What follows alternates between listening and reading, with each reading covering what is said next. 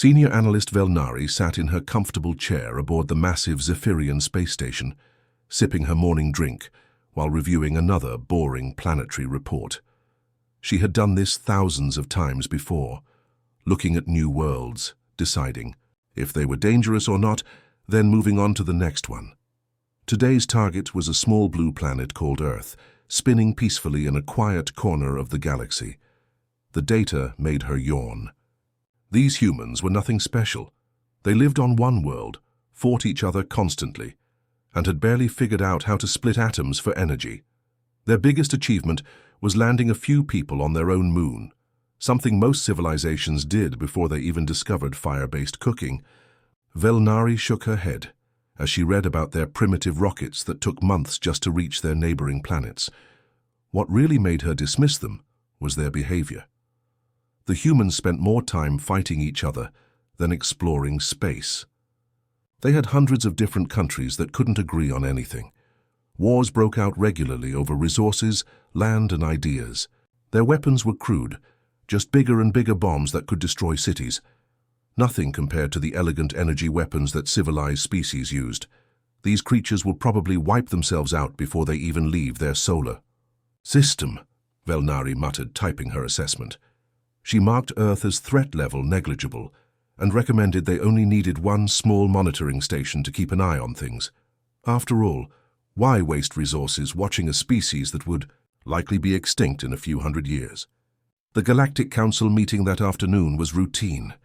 Velnari presented her findings to a room full of alien diplomats who barely paid attention. Earth was just another entry in a long list of backward worlds scattered across the galaxy. The council members were more interested in discussing trade disputes and border conflicts between established civilizations. They approved her recommendation without debate. One monitoring post would do just fine, but there was something Velnari missed in all those numbers and charts. Hidden in the data was a pattern that should have worried her. Human technology wasn't advancing at the slow, steady pace typical of primitive species. In just 100 years, they had gone from riding horses to splitting atoms. Their wars weren't getting simpler. They were becoming incredibly complex, involving strategy and technology that improved with frightening speed. The monitoring station they installed was basic, designed to watch a species that barely knew how to leave their own atmosphere. It could track major energy signatures and large-scale conflicts, but it completely missed the subtle signs of rapid advancement happening in secret laboratories and military facilities across Earth. While the Galactic Council congratulated themselves on another efficient assessment, Earth continued spinning in space, looking peaceful and harmless from a distance. The humans went about their daily lives, working, learning, fighting, and most importantly, adapting. They had no idea that aliens existed, but their natural curiosity and competitive nature drove them to constantly push boundaries and solve impossible problems. Velnari filed her report and moved on to the next planetary survey, completely unaware that she had just made one of the biggest mistakes in galactic history. The harmless humans would soon prove that appearances could be very, very deceiving. Ambassador Kethevara stretched in her captain's chair as the diplomatic ship Harmony's Voice cruised toward the small blue planet. This was supposed to be the easiest part of her job, making first contact with primitive species who would be amazed by their advanced technology. She had done this dozens of times before. Show up, demonstrate some impressive gadgets, and watch the locals fall over themselves trying to join the galactic community. Her crew was relaxed and confident. Most alien species they encountered were still using basic radio signals and chemical rockets when they arrived. The typical first contact involved confused broadcasts from multiple governments, panic in the streets, and within a week, complete surrender to superior technology. Earth should be no different according to their 3-year-old intelligence report. But something felt wrong the moment they entered the solar system. Instead of the usual chaos and confusion, they received a single, clear transmission that made everyone on the bridge freeze. Greetings, Zephyrian vessel. This is Director Hyun-Woo Kim, speaking for the United Earth Government. We've been tracking your approach since you passed the orbit of Neptune. Welcome to our solar system. Ambassador Kethvara's jaw dropped. The voice was speaking perfect galactic standard, a complex language that took most species decades to learn, even after formal contact. How could humans possibly know it? And how were they tracking ships from such an impossible distance? Their own sensors showed Earth had no deep space monitoring capabilities. Her communications officer, Lieutenant Zormel, ran the transmission through every analysis tool they had. Ambassador, this signal is coming from a single source, not multiple governments. It appears the entire planet is unified under one authority. That was impossible. Every intelligence report showed Earth as a fractured world with hundreds of competing nations. Species didn't suddenly unite overnight, especially not primitive ones still fighting with chemical explosives. Director Kim's voice came through again, calm and professional. "We've prepared a landing facility for your diplomatic mission. Please follow the navigation beacon we're transmitting to your ship." Navigator Captain Dalmesh studied the incoming data with growing confusion. The coordinates are precise to within centimeters, and they're using mathematical constants we didn't think they knew existed. As their shuttle broke through Earth's atmosphere, Ambassador Kethavara pressed her face to the window, expecting to see panicked crowds and military forces scrambling in response to their arrival. Instead, everything looked remarkably organized. The landing pad was perfectly constructed, surrounded by what appeared to be a sophisticated diplomatic complex. Captain Dalmesh, who had been studying the area through their tactical sensors, tapped her shoulder nervously. "Ambassador, I'm detecting at least 40 hidden weapon positions around this facility. The signatures suggest energy weapons, not the primitive chemical explosives our reports mentioned." The shuttle touched down smoothly on a landing pad that seemed designed specifically for their ship's dimensions. As they prepared to disembark, Ambassador Kethavara felt something she rarely experienced during first contact missions: genuine uncertainty. Through the shuttle's windows, they could see human figures approaching. Instead of the primitive clothing they expected, these humans wore sophisticated uniforms that looked almost military in design. They moved with precision and confidence, not the awe and fear typical of species encountering superior technology for the first time. Director Kim stood at the front of the welcoming committee, flanked by other humans who carried themselves with the bearing of experienced officials. None of them looked surprised or intimidated by the alien vessel that had just landed in their world. As the shuttle doors opened, Ambassador Kethavara realized this first contact was going to be very different from anything she had experienced before. These humans were not behaving like primitives at all. Dr. Jae-hoon Park walked into the meeting room with a smile that made the alien diplomats uncomfortable. While most species they encountered either cowered in fear or stared in wonder at their advanced technology, this human seemed genuinely excited to meet them. His eyes sparkled with curiosity as he sat down across from Ambassador Kethavara, pulling out what looked like a simple notebook. "So tell me about your faster-than-light travel," Dr. Park said, leaning forward eagerly. "Our scientists have been working on theoretical models for decades. Do you manipulate quantum fields to create space-time bubbles, or do you use some kind of dimensional folding technique?" Ambassador Kethavara blinked in surprise. These were not questions she expected from a primitive species. Quantum field theory was advanced physics that most civilizations only discovered after centuries of space travel. How could humans possibly understand such concepts when they had barely left their own solar system? Captain Dalmesh, sitting beside. The ambassador felt increasingly uneasy as the questions continued. Dr. Park wasn't just asking random questions, he was probing specific technical details with the precision of someone who already understood the underlying science. "We've calculated that exotic matter with negative energy density would be required," Dr. Park continued, scribbling notes. "But we haven't figured out how to produce it in stable quantities. What's your approach to containment?"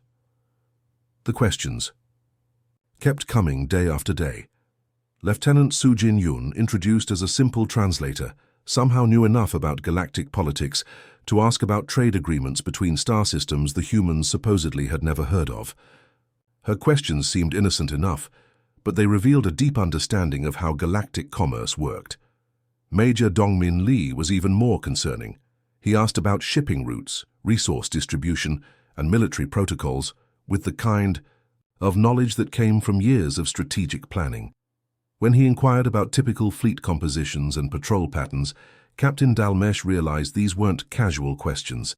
They were intelligence gathering. But the aliens made a crucial mistake. They assumed human curiosity was just primitive wonder, like children asking why the sky was blue. They answered the questions freely, even proudly, enjoying the chance to demonstrate their superior knowledge. To these backward humans, what they didn't know was happening in secret facilities buried deep underground across Earth. Dr. Min-Ho Choi led teams of scientists who were working around the clock, analyzing every piece of alien technology they could get their hands on. The diplomatic gifts the Zephyrians had brought, simple devices meant to impress primitive minds, were being taken apart, molecule by molecule. In a laboratory beneath the Rocky Mountains, engineers studied alien metal alloys that were supposedly impossible to reproduce. Within days, they had not only figured out the manufacturing process, but had improved upon it. The alien materials were impressive, but human creativity found ways to make them even better. General Bo-Ra Han coordinated the intelligence operation from a command center that officially didn't exist. Every conversation, every technical detail, every casual comment made by the alien visitors was recorded, analyzed, and turned into actionable intelligence. The aliens thought they were having friendly diplomatic exchanges, but they were actually being studied like laboratory specimens. The most dangerous part wasn't that humans were learning alien technology, it was how quickly they understood it. What took other species decades to master, human scientists were grasping in days. They didn't just copy alien innovations, they immediately began thinking of ways to improve them. Ambassador Kethvara congratulated herself on how well the diplomatic mission was going. The humans seemed so eager to learn, so impressed by Zephyrian achievements. She never realized that every answer she gave was helping humanity prepare for something the galaxy had never seen before. A species that could turn curiosity into their most powerful weapon. Fleet Admiral Zorthak slammed his fist on the command table, making his officers jump. For 3 long months, he had watched the diplomatic mission to Earth drag on with no real progress. The humans kept asking questions, requesting more meetings, and delaying every decision. This was supposed to be simple. Show up, demonstrate, superior technology, and add another primitive world to the Zephyrian Empire. Enough of this nonsense, he growled, pacing around the bridge of his flagship. These humans think they can waste our time with their endless delays. It's time they learned what happens when you ignore the galactic order. His strategy was straightforward and had worked on dozens of other worlds, cut off their access to advanced technology and galactic trade networks. Once they realized what they were missing, they would beg to join the Empire on any terms offered. Most species surrendered within days when faced with complete isolation. Deploy the blockade fleet, Admiral Zorthak commanded. No ships in or out of their system. Let's see how long their defiance lasts when they're completely cut off from the galaxy. Within hours, Zephyrian warships took positions at every major entry point to Earth's solar system. The blockade was perfect. Nothing could get through without their permission.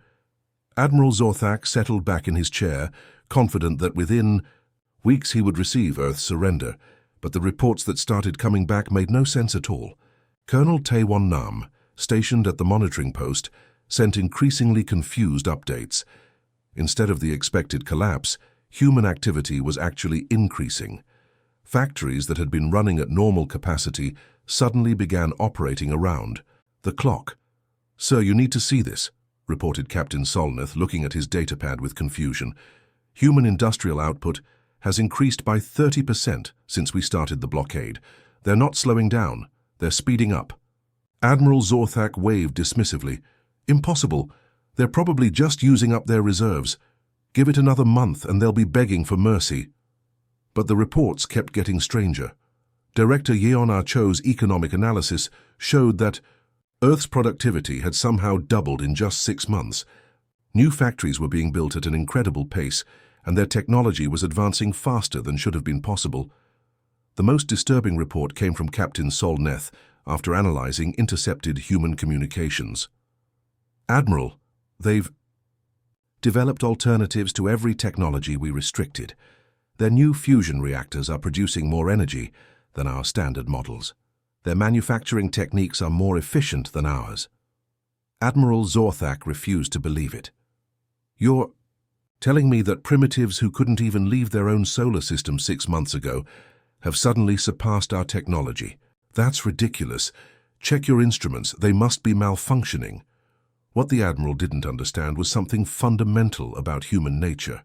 Throughout their history, humans had always performed best when their backs were against the wall. Every major technological breakthrough had come during times of crisis, war, or seemingly impossible challenges. The blockade wasn't weakening humanity, it was supercharging their innovation. In research facilities across Earth, scientists and engineers worked with desperate intensity. They weren't just trying to replace alien technology, they were determined to build something better. The restrictions forced humans to think creatively. When they couldn't import exotic materials, they invented new ones. When they couldn't access alien energy sources, they developed more efficient alternatives. Every limitation became a challenge to overcome, and humans had spent thousands of years turning challenges into opportunities. In underground laboratories, teams worked around the clock, fueled by a mixture of curiosity and stubborn refusal to give up. The aliens had made a critical mistake. They had told humanity that something was impossible. And throughout history, nothing had motivated humans more than someone telling them they couldn't do something. Admiral Zorthak maintained his blockade, convinced that primitive humans would eventually crack under pressure. He never realized that pressure was exactly what humanity needed to become something the galaxy had never seen before. Miles beneath the rocky peaks of the Taebaek Mountains, a secret that would change galactic history was taking shape. Admiral Kyung-Soo Seo walked through corridors carved from solid stone, watching thousands of workers build something the universe had never seen before, Earth's first real space navy. The underground facility stretched for kilometers in every direction, hidden so well that even the most advanced alien sensors couldn't detect it. Massive assembly bays hummed with activity as human engineers put together warships that combined the best of alien technology with human innovation. The sound of construction echoed through the tunnels 24 hours a day. Humanity was working at a pace that would have impressed even the most industrious alien species. "How are we looking, Dr. Song?" Admiral Seo asked, stopping beside a woman studying readouts on her tablet. Dr. Yoonji Song smiled as she showed him the latest test results. The Soul's Pride just finished its first real flight yesterday. Everything worked perfectly, and the engines are actually performing 30% better than we hoped. The hybrid design is exceeding all our expectations. Above their heads, Zephyrian blockade ships continued their patrol routes, completely unaware of the incredible activity happening beneath Earth's surface. The aliens thought they had successfully isolated a primitive planet, but they had no idea that human industrial capacity had exploded during the months of their blockade. In hidden facilities across the globe, human scientists were working miracles. Dr. Haiwon Kang led a team that had not only figured out how alien metals were made, but had discovered ways to make them stronger and lighter than the originals. The aliens had spent centuries perfecting their materials, but humans had improved them in just months. Professor Young-Ho Lim's weapons research team was even more impressive. Instead of simply copying alien technology, they had developed entirely new approaches to space combat that the Zephyrians had never considered. Human creativity, shaped by thousands of years of warfare on Earth, was being applied to cosmic-scale battles. In a concealed listening post built into an abandoned mine, Lieutenant Commander So Young Park monitored every alien transmission. She had been tracking the blockade fleet's movements for weeks, noting their patterns and weaknesses. "Admiral Zorthak is getting predictable," she reported during the daily briefing. "His ships rotate positions every 72 hours exactly. They're following standard military protocols, which means we can anticipate their movements." General Ji-hee Kim studied the tactical displays with the satisfaction of someone whose plans were coming together perfectly. Across the walls of the command center, screens showed the positions of every alien ship, the status of hidden human facilities, and the growing strength of Earth's secret fleet. The genius of humanity's approach wasn't just in the technology they were building. It was in how they were thinking about the problem. While the aliens saw space combat as a matter of bigger ships and more powerful weapons, humans understood that victory came from strategy, surprise, and adaptability. Every human facility was hidden and hardened against attack. Supply lines ran through natural caves and abandoned tunnels. Communication networks were disguised as normal civilian traffic. If the aliens decided to attack, they would find that Earth had become a fortress designed by a species that had spent millennia learning how to fight against impossible odds. The aliens thought they were dealing with primitives who would eventually surrender when isolation became too painful. They never suspected that humans had used the time to prepare for war on a scale the galaxy had never imagined. In the depths of the Taybak Mountains, Admiral Seo watched another completed warship roll out of the assembly bay. Earth was ready for whatever came next, and the universe was about to discover what happened when humanity decided to fight back. Admiral Zorthak had reached his breaking point. 6 months of blockade had accomplished nothing, except making him look foolish in front of his superiors back home. The humans weren't begging for mercy or desperately trying to negotiate. If anything, they seemed more confident than ever. His career was on the line, and drastic action was needed. The massive fleet that emerged from hyperspace around Earth was a sight that had made entire civilizations surrender without firing a shot. 200 of the Empire's finest warships, led by the legendary Eternal Dominion, formed a perfect battle formation around the small blue planet. This was one of the largest armadas in Zephyrian history, enough firepower to reduce entire worlds to glowing ash. Open communication channels to every human settlement on the planet, Admiral Zorthak commanded from his flagship's bridge. His officers moved with practiced efficiency, ensuring that his message would reach every corner of Earth simultaneously. This was the moment when primitive species usually collapsed in terror. The main screen flickered to life, showing Director Hyunwoo Kim in what appeared to be the same command center where they had first made contact. The human looked exactly as calm and composed as he had months ago, showing no sign of fear, despite the overwhelming force now surrounding his world. Behind him, other humans worked at their stations with the same relaxed efficiency they had, always displayed. Admiral Zorthak, Director Kim said with a slight nod, as if greeting an old acquaintance. I assume you have something important to tell us. The casual tone infuriated the Admiral. This primitive should be trembling in terror, not acting like they were having a friendly chat. Your defiance ends today, he declared, his voice echoing across the bridge. The Empire has been patient, but our patience is exhausted. Submit to Imperial rule, accept our terms completely, and your species will be permitted to survive as subjects of the Zephyrian Empire. He paused for dramatic effect, letting the weight of 200 warships emphasize his words. Refuse our generous offer, and watch your precious world burn until nothing remains but radioactive dust. Director Kim turned slightly to consult with someone off-screen. Admiral Zorthak couldn't see who it was, but the brief conversation seemed remarkably calm for people facing total annihilation.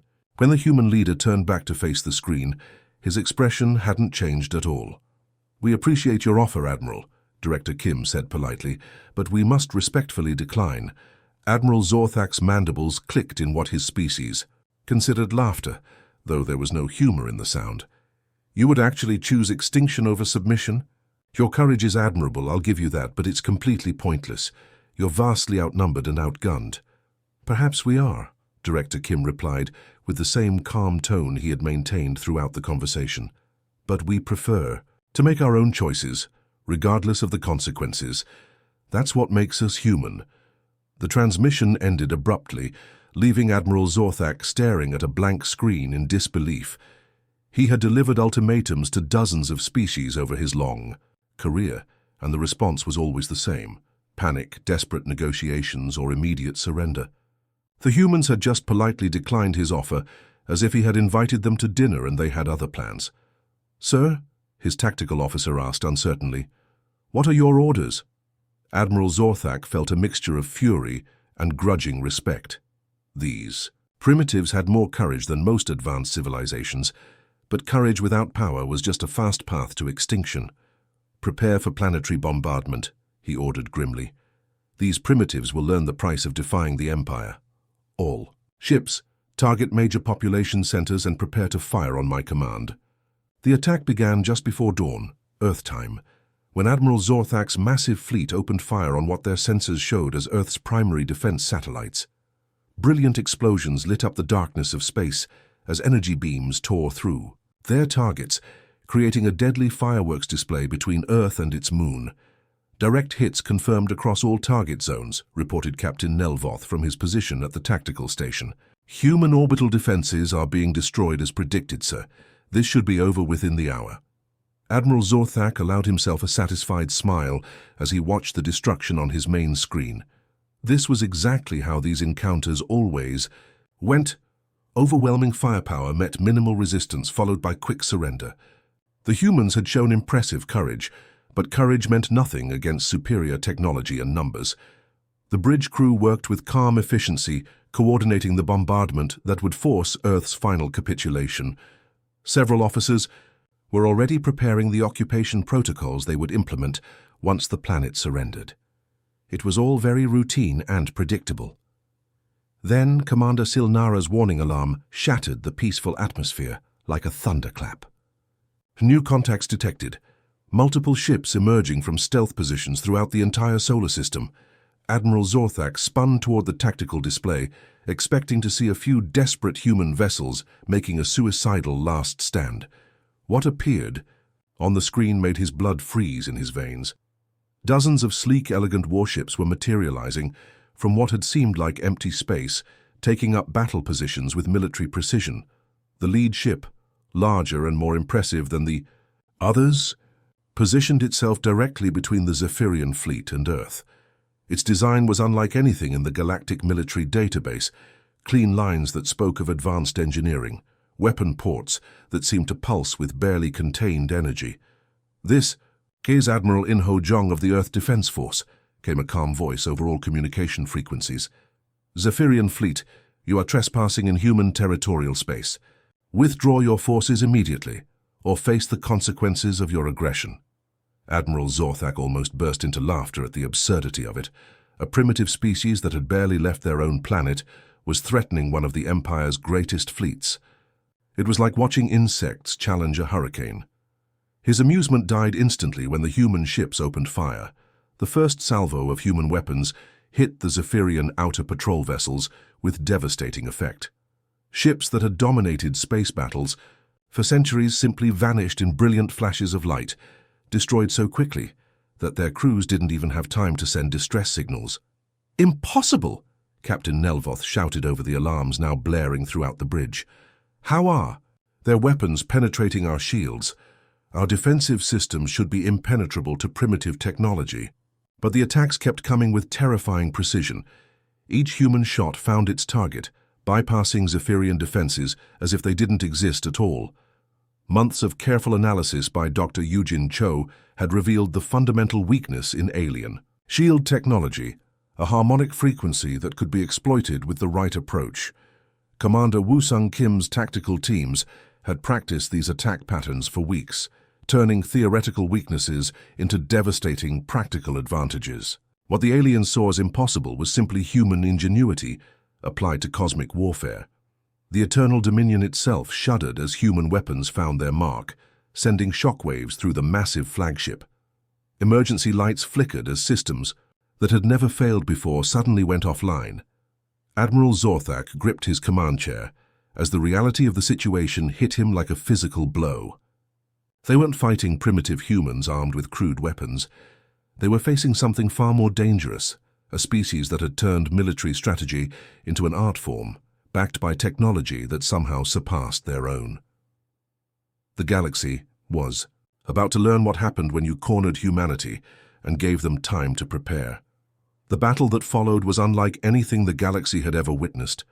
As human ships engaged the Zephyrian fleet across Earth's solar system, they revealed tactics and strategies that defied every military doctrine known to galactic civilization. Captain Se-Rom-O led her boarding teams with the precision of a warp surgeon and the ruthlessness of a predator. Her ships didn't just attack the enemy vessels, they captured them intact. Within minutes of breaching alien hulls, her marines had taken control of entire Zephyrian warships and turned their weapons against their former fleetmates. The aliens watched in horror as their own vessels began firing on them with devastating accuracy. Admiral Min Seok Ryu orchestrated the space battle like a master chess player, positioning his forces in formations that seemed impossible but worked with deadly efficiency. His tactics drew from thousands of years of human warfare, strategies developed in ancient battles on Earth, adapted for cosmic combat. Where alien commanders followed predictable military protocols, humans improvised and adapted with frightening creativity. The real shock came when concealed installations across Mars suddenly came to life. What the Zephyrians had dismissed as simple mining operations revealed themselves as massive weapon platforms under Dr. Young-Min Han's control. Energy beams more powerful than anything in the Imperial arsenal carved through the alien formation like a hot knife through butter. "How is this possible?" screamed a panicked Zephyrian communications officer. "Their weapons are adapting to every countermeasure we deploy. Every time we adjust our defenses, they overcome them within minutes." Commander Hyun-jun Baek's engineering teams had anticipated this problem months earlier. Instead of building fixed weapons, they had created modular systems that could be reconfigured in real time during battle. When alien shields adapted to one type of attack, human weapons instantly switched to a completely different approach. It was like fighting an enemy that could change the rules of physics at will. Admiral Zorthak stood frozen on his bridge, watching his supposedly invincible fleet torn apart by creatures that shouldn't have been able to build space-worthy vessels, let alone defeat the Empire's finest warriors. These weren't the primitive humans from his intelligence reports. This was something far more terrifying. The humans weren't just winning through superior technology. They were demonstrating a kind of tactical creativity that turned every disadvantage into an opportunity. When outnumbered, they used captured ships to even the odds. When outgunned, they revealed hidden weapons that no one knew existed. When cornered, they somehow turned the trap into an ambush. Lieutenant So-Ra Nam coordinated the final phase of the battle with calm professionalism, directing human forces as they converged on the eternal dominion like wolves surrounding wounded prey. The flagship that had terrorized dozens of worlds found itself surrounded by vessels crewed by beings who seemed to treat impossible odds as just another interesting puzzle to solve. Admiral Zorthak's command screen flickered with incoming transmission. From Earth, Director Kim appeared, looking as calm and composed as he had during their first meeting months ago. "Admiral," Director Kim said quietly, "we offered you multiple opportunities to withdraw peacefully from our system. The consequences of your choice to attack are entirely your own responsibility." As if his words were a signal, the human assault intensified.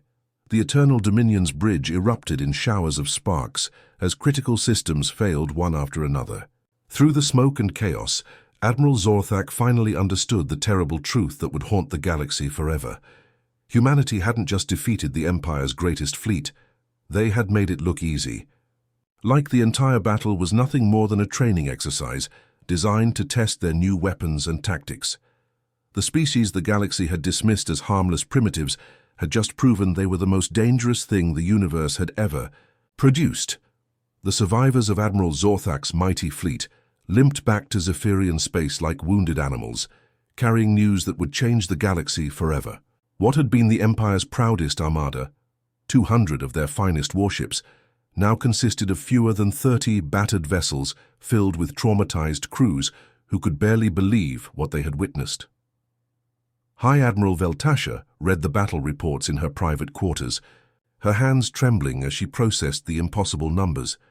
200 Imperial warships destroyed or captured, human casualties listed as fewer than 50 dead and a few hundred wounded. It defied every principle of space warfare that had governed galactic conflict for millennia. Even worse than the military defeat was what the humans had accomplished during the battle. Dozens of intact Zephyrian vessels had been captured, complete with their crews and technology. Intelligence reports suggested that human engineers were already reverse engineering Imperial systems and somehow improving upon them. The species they had dismissed as primitives was now studying their most advanced technology like curious children. taking apart toys. Director Hyun-woo Kim's message to the galactic community was broadcast on every known frequency, reaching civilizations across thousands of star systems. His words were simple, but carried the weight of demonstrated power behind them. Earth extends an offer of peaceful coexistence to all galactic civilizations, he announced from the same command center where he had calmly faced down the Empire's ultimatum. We have no territorial ambitions beyond our own solar system, but we will defend ourselves and our allies against any form of aggression. The response from across the galaxy was immediate and dramatic. Species that had lived in fear of Zephyrian expansion for centuries suddenly saw hope for the first time in generations. Captain Jun-ho An led humanity's first interstellar diplomatic mission, establishing contact with civilizations that welcomed Earth as a powerful counterbalance to imperial dominance. Within months, the entire structure of galactic politics shifted in ways that seemed impossible just a year earlier. Admiral Sujin Ko's expanding fleets began providing protection for worlds seeking independence from the Empire. Human warships, now improved with captured alien technology, appeared in systems where imperial oppression had gone unchallenged for decades. Dr. Sebin Park's research teams worked around the clock, sharing defensive technologies with species that had never possessed effective weapons against imperial forces. The humans didn't seek to create an empire of their own. Instead, they empowered others to defend themselves, creating a network of allied worlds that could stand together against tyranny. The Zephyrian Empire, which had grown accustomed to expanding through intimidation and overwhelming force, suddenly found itself facing opponents who refused to be intimidated. For the first time in their history, they were forced to negotiate as equals with species they had planned to conquer. The most shocking realization for the galaxy was how humanity had achieved this transformation. It wasn't through superior technology or larger fleets. Earth had succeeded through uniquely human traits that no other species had fully developed, boundless curiosity that turned every challenge into a learning opportunity, adaptability that allowed them to thrive under pressure, and an absolute refusal to accept that anything was truly impossible. Humanity had earned its place among the stars not through conquest or domination, but by proving that being underestimated could be the greatest strategic advantage of all. They had turned the galaxy's dismissive attitude into the perfect cover for their preparations, allowing them to develop into something unprecedented while everyone assumed they were harmless. The universe would never make that mistake again. Earth had awakened, and the balance of power would never be the same.